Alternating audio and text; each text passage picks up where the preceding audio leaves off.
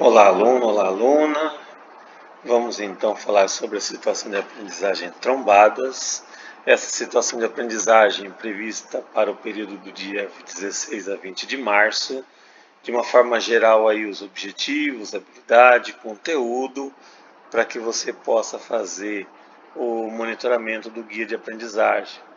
De uma forma mais específica, o objetivo dessa situação de aprendizagem e sua habilidade, aquela que nós estaremos desenvolvendo aqui, né, nesse nosso estudo. Importante que você possa usar alguma das técnicas de estudo para auxiliar você a aprender mais. Ok? Então você pode estar grifando, você pode estar construindo um mapa conceitual. Aliás, esse mapa conceitual ao final, ao longo desse formulário, ele será pedido que você entregue para avaliação do quanto você aprendeu por aqui. Dicas de como você estudar melhor e com mais eficiência. A organização é muito importante, né? Seguido do planejamento. Planeje seu estudo, não deixe matéria acumular. Matéria acumulada, ela fica cada vez mais difícil de estudar. Não dormir, principalmente durante as aulas. Acompanhar atentamente isso e dormir somente nos horários adequados. Praticar atividades físicas, não se esqueça que você também tem que ter um momento de lazer sem prejuízo do seu estudo. Escolher um local tranquilo ele ajuda muito na questão do estudo do aprendizado. Estudar num lugar turbulento não é muito conveniente. Também, nesse momento, desligue das distrações, o seu celular, principalmente o seu celular, ele nesse instante ele não é seu amigo, ele faz com que você se disperse muito fácil. Esse vídeo ele está no material que foi enviado para você, então acesse, assista esse vídeo e para que você possa fazer as suas anotações, para que você possa retirar de lá aquilo que realmente é importante, ok? Então, falando de quantidade de movimento, a primeira situação que nós vamos analisar é a situação da batida traseira, ok?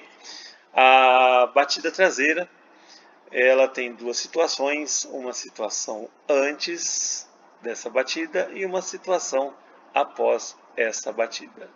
Esse primeiro carrinho aqui, nós vamos chamá-lo de A. Esse segundo carrinho, nós vamos chamá-lo de B. Esse carrinho aqui, depois da batida, continua sendo A. E esse aqui continua sendo o B. O carrinho A, antes da batida, ele tem 100 unidades de quantidade de movimento, enquanto que o carrinho B tem 0. O que significa estar zerado? Zerado significa estar parado, ou seja, o carrinho B, antes da batida, ele se encontra parado. Somando o total aqui, eu tenho um total de 100 unidades de quantidade de movimento. A lei da quantidade de movimento, ela é enunciada assim: em um sistema isolado, a quantidade total de movimento se conserva. Devido a esse fato, o que eu tenho antes da batida, eu tenho depois da batida. Por isso que aqui antes da batida é exatamente igual ao que eu tenho depois da batida. Depois da batida, o carrinho A passa a ter 40 unidades e o carrinho B um valor X que nós vamos calcular aqui. Eu vou pegar esse equacionamento, 40 mais o X, que é igual a 100. Quando eu não tenho nada na frente do 40, é a mesma coisa que eu tenho um sinal positivo, ok? Da matemática.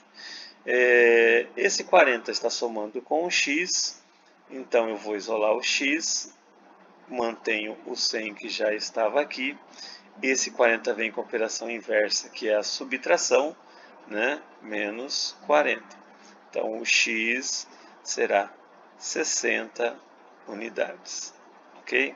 Então aqui nós temos que o x, a quantidade de movimento do carrinho B, é 60 unidades. Tudo bem? Então o carrinho B, que estava 0, passou a ter 60 unidades de quantidade de movimento. No segundo caso aqui, nós vamos estudar uma batida frontal. Essa batida frontal é entre esse carrinho A e esse carrinho B. Aqui eu ainda continuo com o carrinho A e o carrinho B.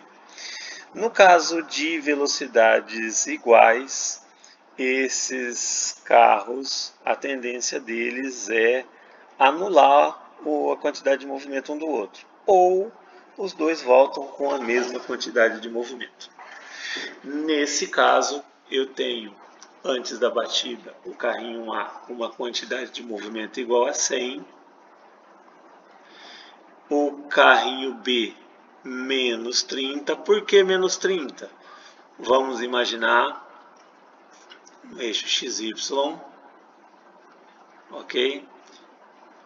Para esse lado tudo positivo, para esse lado aqui tudo negativo.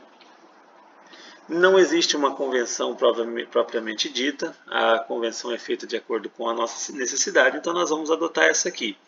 Os que apontarem para o lado direito, nós vamos colocar o sinal positivo, e aqueles para o lado esquerdo, nós vamos colocar o sinal negativo, como aqui está. Então eu tenho 100 mais esse mais com esse menos aqui dá menos. Mais com menos menos, então 100 menos o 30 dá 70. Lei da conservação da quantidade de movimento novamente. Em um sistema isolado, a quantidade total de movimento se conserva. O que eu tinha antes da batida, eu tenho depois da batida. Gerou esse equacionamento aqui. O carrinho A voltou, sinal negativo. Tá? Esse sinal negativo, ele vinha da esquerda para a direita. Ele está indo agora da direita para a esquerda. Então ele volta com uma quantidade de movimento igual a 10, somando com um valor que eu não sei aqui, x, que eu posso calcular assim.